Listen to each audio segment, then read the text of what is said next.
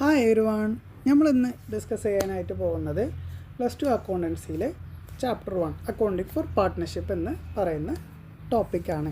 Okay, കഴിഞ്ഞ വീഡിയോയിൽ ഞാൻ പാർട്ട്ണർഷിപ്പ് എന്താണ്, അതിൻ്റെ ഫീച്ചേഴ്സ് എന്താണ്, അതുപോലെ പാർട്ട്ണർഷിപ്പ് ഡീഡ് എന്താണ്, അതിൻ്റെ കണ്ടൻറ്റ് എന്താണെന്നുള്ളത് പോസ്റ്റ് ചെയ്തിട്ടുണ്ടായിരുന്നു. ആ വീഡിയോ കാണാത്തവർ നിർബന്ധമായും ആ വീഡിയോ ഒന്ന് കാണാം.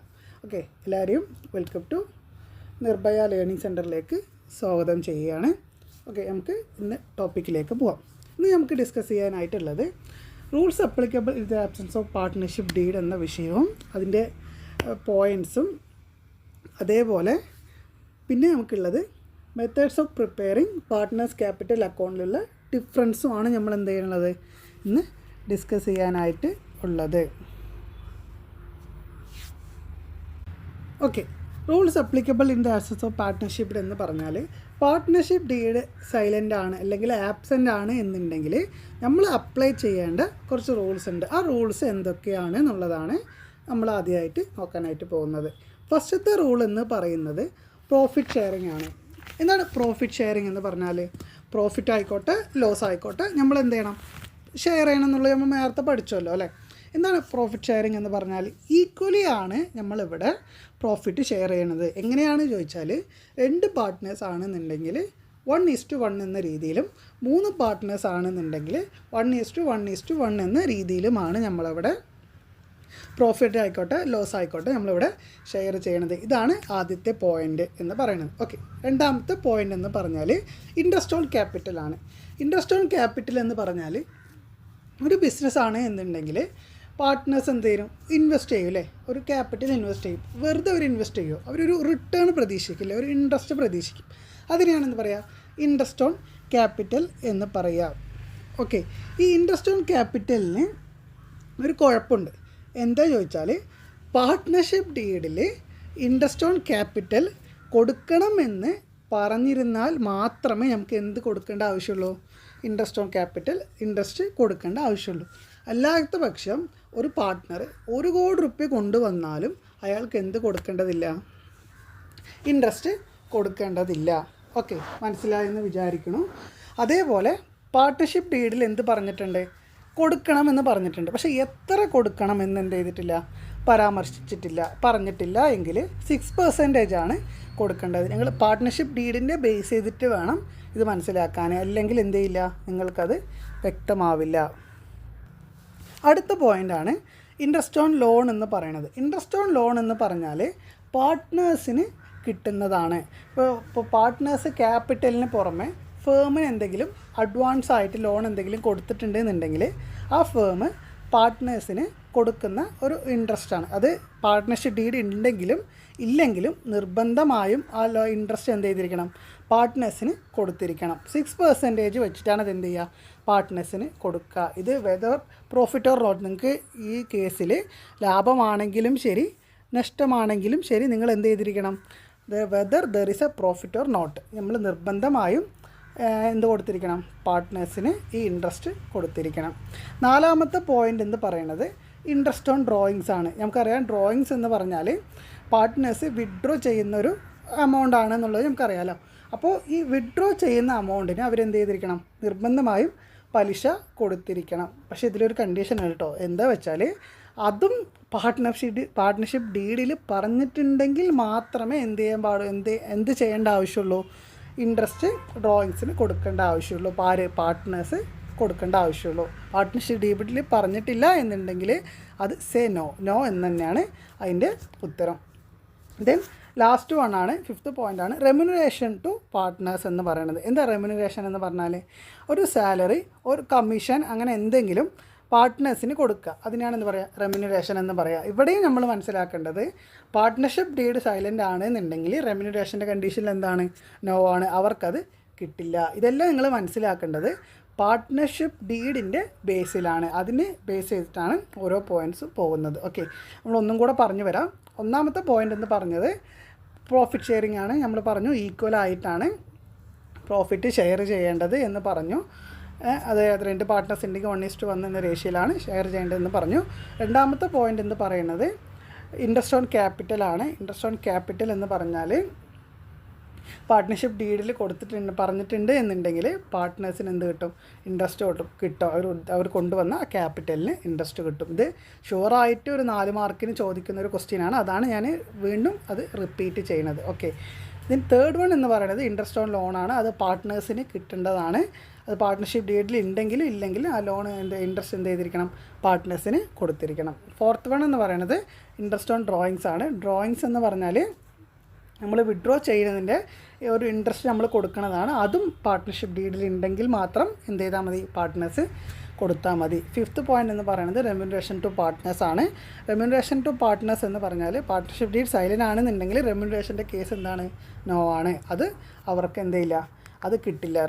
ഒരു റെമ്യൂണറേഷനും അവർക്ക് കിട്ടില്ല എന്നതാണ് ഇതിൽ പറഞ്ഞിട്ടുള്ളത്. അപ്പോൾ ഇത്രയും പോയിൻറ്റ്സ് എന്ത് ചെയ്യുക? നിങ്ങൾ മനസ്സിലാക്കി വയ്ക്കുക. ഓക്കെ, അടുത്ത് നമ്മൾ വേറൊരു ടോപ്പിക്കിലേക്ക് നമ്മൾ പോവുകയാണ്. Methods of preparing partners capital account എന്നൊരു ടോപ്പിക്കാണ് നമുക്കിപ്പോൾ ഡിസ്കസ് ചെയ്യാനായിട്ടുള്ളത്. ഈ methods of preparing partners capital account എന്ന് പറയുമ്പോൾ 2 തരത്തിലുള്ള മെത്തേഡാണ് ഉള്ളത്. അത് നിർബന്ധമായി നമ്മളത് പഠിച്ചിരിക്കണം. ആദ്യം എന്താണെന്നുള്ളത് മനസ്സിലാക്കണം. പിന്നെ ഇതിൻ്റെ ഡിഫറൻസ് ഉണ്ട്. അത് 4 മാർക്കിന് ചോദിക്കുന്ന ഷുവർ ക്വസ്റ്റ്യനാണ്. പിന്നെ ഈ 2 മെത്തേഡിലും പ്രോബ്ലം ചെയ്യാൻ നമ്മൾ പഠിച്ചിരിക്കണം. ഓക്കെ, നമ്മൾ ആദ്യം മെത്തേഡിലേക്ക് പോകാം. പാർട്ട്നേഴ്സ് ക്യാപിറ്റൽ അക്കൗണ്ടിൽ ഫസ്റ്റ് മെത്തേഡ് എന്ന് പറയുന്നത് എന്താണ്? ഫ്ലക്ച്വേറ്റിംഗ് ക്യാപിറ്റൽ മെത്തേഡ് എന്നാണ് പറയുന്നത്. രണ്ടാമത്തെയാണ് ഫിക്സഡ് ക്യാപിറ്റൽ മെത്തേഡ്. ഈ ഫ്ലക്ച്വേറ്റിംഗ് ക്യാപിറ്റൽ മെത്തേഡ് എന്ന് പറഞ്ഞാൽ ചേഞ്ചിങ് എന്നാണ് അർത്ഥം. ഓക്കെ, ഇത് മനസ്സിലാക്കേണ്ട ഒന്നാണ്. എന്ത് ചേഞ്ചിങ് ആണ്? എപ്പോഴും ഇത് മാറിക്കൊണ്ടേയിരിക്കും. ഒരവിടെ കോൺസ്റ്റൻ്റ് ആയിട്ട് എന്ത് ചെയ്യില്ല? നിൽക്കില്ല, മാറിക്കൊണ്ടേയിരിക്കും. ചേഞ്ചിങ് ആയതുകൊണ്ട് നമ്മൾ ഒരുപാട് അക്കൗണ്ടുകൾ എന്ത് ചെയ്യും? വരയ്ക്കേണ്ടി വരും. അത് നമുക്ക് പറ്റുമോ? ഇല്ല. അതുകൊണ്ട് നമ്മൾ ഒരേ ഒരു അക്കൗണ്ട് ഇതിൽ വരയ്ക്കുന്നുള്ളൂ.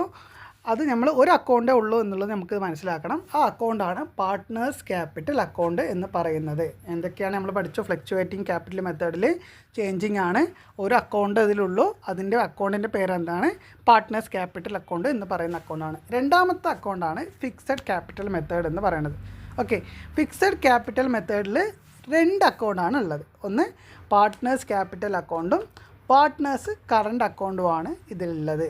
ഓക്കെ, ഈ 2ആണ് ഇതിൻ്റെ ബേസായിട്ട് നമുക്ക് മനസ്സിലാക്കി വയ്ക്കേണ്ടത്. ഓക്കെ, ഇനി നമ്മൾ അതിൻ്റെ ഡിഫറൻസും കൂടെ മനസ്സിലാക്കി കഴിഞ്ഞാൽ പെട്ടെന്ന് നമുക്ക് ആ പ്രോബ്ലത്തിലേക്ക് കടക്കാനായിട്ട് കഴിയും. ഓക്കെ, അതിൻ്റെ ഡിഫറൻസ് നമ്മൾ ആദ്യം മനസ്സിലാക്കുക. ഫിക്സഡ് ക്യാപിറ്റൽ മെത്തേഡിൽ 2 അക്കൗണ്ട് വരയ്ക്കണം നമ്മൾ പറഞ്ഞു അല്ലേ? എന്തൊക്കെയാണ്? പാർട്ട്നേഴ്സ് ക്യാപിറ്റൽ അക്കൗണ്ടും പാർട്ട്നേഴ്സ് കറണ്ട് അക്കൗണ്ടും വരയ്ക്കണം. ഫ്ലക്ച്വേറ്റിംഗ് ക്യാപിറ്റൽ മെത്തേഡിൽ ഒരേ ഒരു അക്കൗണ്ട് വരച്ചാൽ മതി, പാർട്ട്നേഴ്സ് ക്യാപിറ്റൽ അക്കൗണ്ട് എന്ന് പറയുന്നത്. ഓക്കെ, രണ്ടാമത്തെ പോയിൻ്റ് എന്ന് പറഞ്ഞാൽ usually no change in capital. ഇത് ഓൾറെഡി ഫിക്സഡ് ആയതുകൊണ്ട് ഇവിടെ എന്തുണ്ടാവില്ല? ക്യാപിറ്റലിൽ മാറ്റം ഉണ്ടാവില്ല. പക്ഷെ അതങ്ങനെയല്ലല്ലോ. നമ്മൾ എന്താ പറഞ്ഞ്? ഫ്ലക്ച്വേറ്റിംഗ് എന്ന് പറഞ്ഞാൽ ചേഞ്ചിങ് ആണ്. അപ്പോൾ year after year capital is fluctuating year after. വർഷം തോറും ക്യാപിറ്റൽ എന്ത് ചെയ്തുകൊണ്ടിരിക്കും? ചേഞ്ച് ചെയ്തുകൊണ്ടേ ഇരിക്കും. അപ്പോൾ ഇതാണ് രണ്ടാമത്തെ പോയിൻ്റ് നമുക്ക് മനസ്സിലാക്കാനായിട്ടുള്ളത്. മൂന്നാമത്തെ പോയിൻ്റ് എന്ന് പറയുന്നത് all adjustments in current account. എല്ലാ അഡ്ജസ്റ്റ്മെൻറ്റ്സും നമ്മളിവിടെ എഴുതുക കറണ്ട് അക്കൗണ്ടാണ്. ഏതിൽ? ഫിക്സഡ് ക്യാപിറ്റൽ മെത്തേഡിൽ എല്ലാ അഡ്ജസ്റ്റ്മെൻറ്റും നമ്മൾ എഴുതുന്നത് കറണ്ട് അക്കൗണ്ടിലാണ്. ഫ്ലക്ച്വേറ്റിംഗ് ക്യാപിറ്റൽ മെത്തേഡിൽ all adjustments in capital account. എല്ലാ അഡ്ജസ്റ്റ്മെൻറ്റ്സും നമ്മൾ റെക്കോർഡ് ചെയ്യേണ്ടത് ക്യാപിറ്റൽ അക്കൗണ്ടിലാണ്. അടുത്ത പോയിൻ്റ് എന്ന് പറയുന്നത് ഫോർത്ത് പോയിൻ്റാണ്. Current account and capital account appears in balance sheet അല്ലേ? നിർബന്ധമായും ഇതിൽ 2 അക്കൗണ്ട് ഉള്ളതുകൊണ്ട് ബാലൻസ് ഷീറ്റിൽ എന്ത് ചെയ്തിരിക്കണം? 2 അക്കൗണ്ടും കാണിക്കണം. പക്ഷെ അതിലങ്ങനെയല്ല. ഓൺലി ക്യാപിറ്റൽ അക്കൗണ്ട് ആയതുകൊണ്ട് അത് മാത്രം എന്ത് ചെയ്താൽ മതി? ബാലൻസ് ഷീറ്റിൽ കാണിച്ചാൽ മതി. ലാസ്റ്റ് പോയിൻ്റ് എന്ന് പറയുന്നത് it should be specifically mention in the deed അല്ലേ? നിർബന്ധമായി പാർട്ട്ണർഷിപ്പ് ഡീഡിൽ പറഞ്ഞിരിക്കണം എന്ത്? നിങ്ങൾ ഫിക്സഡ് ക്യാപിറ്റൽ മെത്തേഡ് ഉപയോഗിച്ചിട്ടാണ് പ്രോബ്ലം ചെയ്യണം എന്നുള്ളത്. ഇല്ലെങ്കിൽ നമുക്ക് പറഞ്ഞിട്ടില്ലെങ്കിൽ ഏത് ഉപയോഗിക്കാം? നമ്മുടെ ഇതിലൊരിക്കലും not necessary mention the deed. ഇതിലൊരിക്കലും എന്ത് ചെയ്യില്ല? നെസസറി അല്ല. നമുക്ക് ഈ ഫ്ലക്ച്വേറ്റിംഗ് ക്യാപിറ്റൽ മെത്തേഡ് വെച്ചിട്ട് നമുക്ക് പ്രോബ്ലം ചെയ്യാം. ഓക്കെ, ഇത്രയാണ് ഇതിൽ പറയാനായിട്ടുള്ളത്. ഒന്നും കൂടെ പറയാം. ഫിക്സഡിൽ 2 അക്കൗണ്ട് ഉണ്ടാവും. അതിൽ ക്യാപിറ്റലിൽ മാറ്റം ഉണ്ടാവില്ല. ഇതിൽ അഡ്ജസ്റ്റ്മെൻറ്റ്സ് രേഖപ്പെടുത്തുന്നത് കറണ്ട് അക്കൗണ്ടിലാണ്. 2 കറണ്ട് അക്കൗണ്ടും ക്യാപിറ്റൽ അക്കൗണ്ടും ബാലൻസ് ഷീറ്റിൽ കാണിക്കണം. അത് പാർട്ട്ണർഷിപ്പ് ഡീഡിൽ മെൻഷൻ ചെയ്തിരിക്കണം. ഒരു അക്കൗണ്ട് വരയ്ക്കണമെങ്കിൽ പാർട്ട്ണർഷിപ്പ് ഡീഡിൽ സ്പെസിഫിക്കലി മെൻഷൻ ചെയ്തിരിക്കണം. ഈ 5 പോയിൻ്റാണ് ഇതിലുള്ളത്. ഫ്ലക്ച്വേറ്റിംഗ് ക്യാപിറ്റൽ മെത്തേഡിൽ ഒരു അക്കൗണ്ടാണ് ഉള്ളത്, പാർട്ട്നേഴ്സ് ക്യാപിറ്റൽ അക്കൗണ്ട്. അത് ഇയർ ആഫ്റ്റർ ഇയർ മാറിക്കൊണ്ടേയിരിക്കും. അതേപോലെ എല്ലാ അഡ്ജസ്റ്റ്മെൻറ്റ്സും റെക്കോർഡ് ചെയ്യേണ്ടത് ക്യാപിറ്റൽ അക്കൗണ്ടിലാണ്. ഇതിൽ ഒരു അക്കൗണ്ട് ഉള്ളതുകൊണ്ട് ആ അക്കൗണ്ട് മാത്രമേ നമുക്ക് അവിടെ കാണിച്ചാൽ മതി, ബാലൻസ് ഷീറ്റിൽ കാണിച്ചാൽ മതി. ഇതിൽ നമുക്ക് പാർട്ട്ണർഷിപ്പ് ഡീഡിൽ സ്പെസിഫിക്കലി മെൻഷൻ ചെയ്യണമെന്നൊന്നുമില്ല. നമുക്ക് ഇത് വെച്ചിട്ടാണ് നമ്മൾ കൂടുതൽ പ്രോബ്ലം ചെയ്യുക. ഓക്കെ, ഇതാണ് നിങ്ങൾക്ക് ഈ ഒരു പ്രോബ്ലം ബേസ്ഡ് തിയറിയിലൂടെ നിങ്ങൾക്ക് മനസ്സിലാക്കാനുള്ളത്. ഇത് നന്നായി പഠിച്ചു കഴിഞ്ഞാൽ നമുക്ക് അടുത്ത വീഡിയോയിൽ എന്ത് ചെയ്യാം, പ്രോബ്ലം ചെയ്യാനായിട്ട് നമുക്ക് സാധിക്കും. നല്ലോണം ഇരുന്ന് പഠിക്കുക. ഡൗട്ട്സ് അവസാനം നമുക്ക് എല്ലാത്തിൻ്റെയും ഡൗട്ട്സ് ക്ലിയറിങ് സെക്ഷൻസ് ഉണ്ടാവും. അപ്പോൾ നിങ്ങൾക്ക് കുറച്ചും കൂടെ ക്ലാസ്സുകൾ വ്യക്തമാവും. നമ്മൾ ഇത് കഴിഞ്ഞ് നമ്മൾ ആപ്പിലേക്ക് പോകും. ആപ്പ് നിങ്ങൾ പർച്ചേസ് ചെയ്യുക, അതിനുള്ള ഇൻഫർമേഷൻസൊക്കെ കിട്ടും. പക്ഷേ നമുക്ക് ഇത് ഒരു വീഡിയോയും കൂടെ ഞാൻ പ്രോബ്ലം എന്നൊരു വീഡിയോ കൂടെ ഞാൻ ഇതിൽ അപ്ലോഡ് ചെയ്യുന്നതായിരിക്കും. അപ്പോൾ നിങ്ങൾക്ക് പെട്ടെന്ന് കാര്യങ്ങളെല്ലാം മനസ്സിലാക്കും. Thank you.